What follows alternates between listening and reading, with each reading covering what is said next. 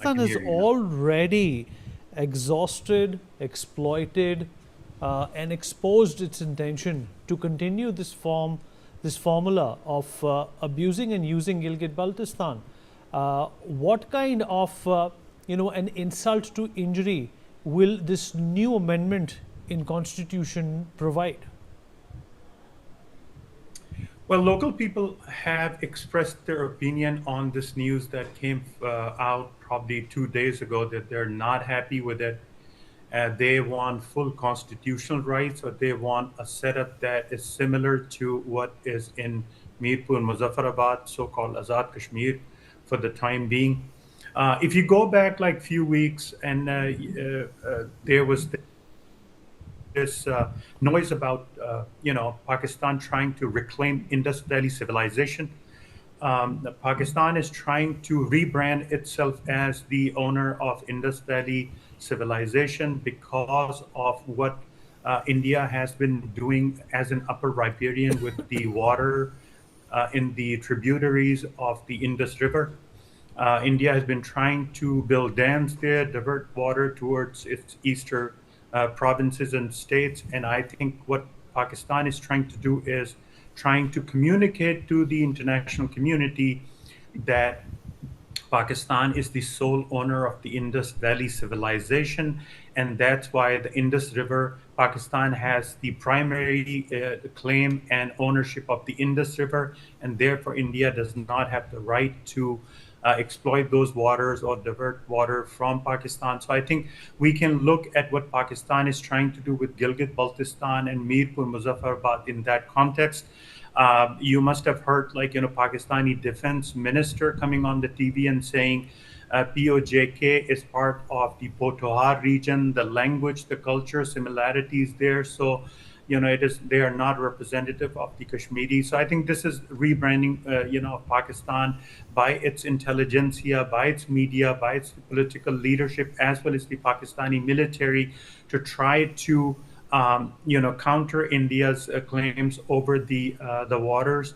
The second thing that they're trying to do is they're trying to minimize India's optimism and India's future ambitions about extending its border with Afghanistan. So if you can claim that Gilgit-Baltistan is not even part of Jammu and Kashmir, we have separated it, and now we are going to incorporate it as a provisional province within Pakistan. Then I think it might be able to help Pakistan discourage India from claiming Gilgit-Baltistan as part of the erstwhile princely state. But I do believe that whatever Pakistan is doing is going to backfire, because once you put in writing in your constitution that this is a provisional province, primarily because it is related to Jammu and Kashmir, then for the rest of your life, you are giving the international community this written proof, the evidence that Gilgit-Baltistan is part of Jammu and Kashmir and India has a legal claim over it. So I think this is something that is, it's a two-edged sword. It is going to backfire. It is going to hurt Pakistan, whether they incorporate Gilgit-Baltistan as its province or just leave it the way it is right now. Right. Mr. Mirza, what can India do in this situation?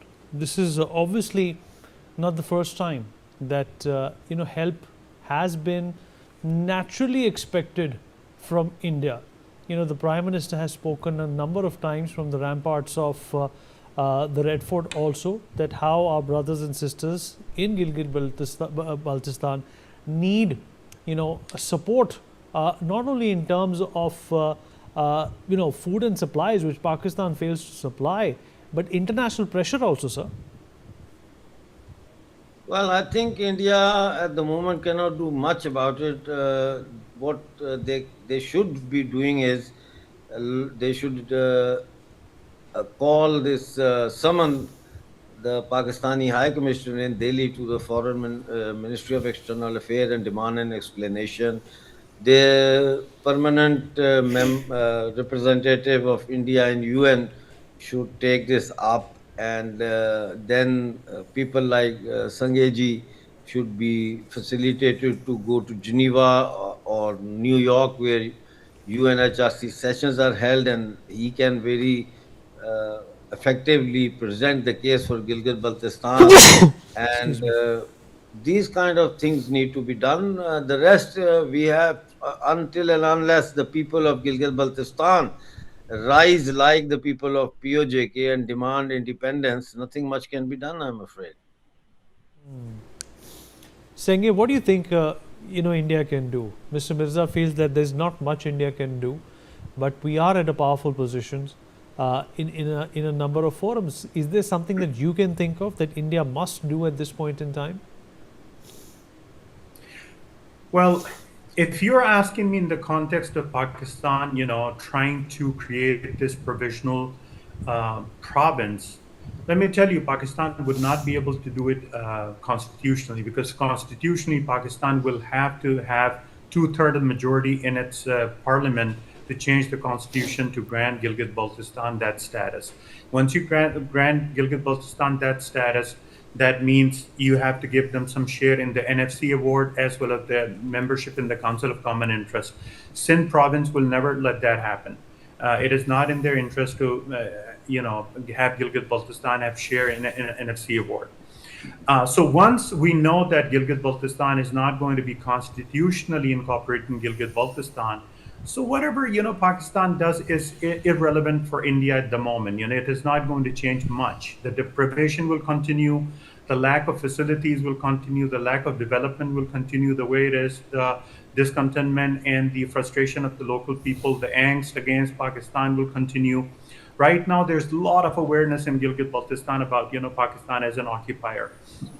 If you look at what's happening in Muzaffarabad, if they were really trying to be, trying to meet Muzaffarabad in the middle and trying to have a reconciliation with Muzaffarabad, they would not have done this in Gilgit-Baltistan Assembly. So it seems like, Pakistan is on a head-on collision with the people of POJK. So it is not going to be, something that will be appreciated in Gilgit-Baltistan, to be frank. So I don't think, it is going to affect India any more than what India has gone through in the last 78 years by physically not having any link to Gilgit-Baltistan. So as far as future of Gilgit-Baltistan is concerned, yes, I mean India is as a rising power. It is like 4 trillion economy. It's the third largest military in the world.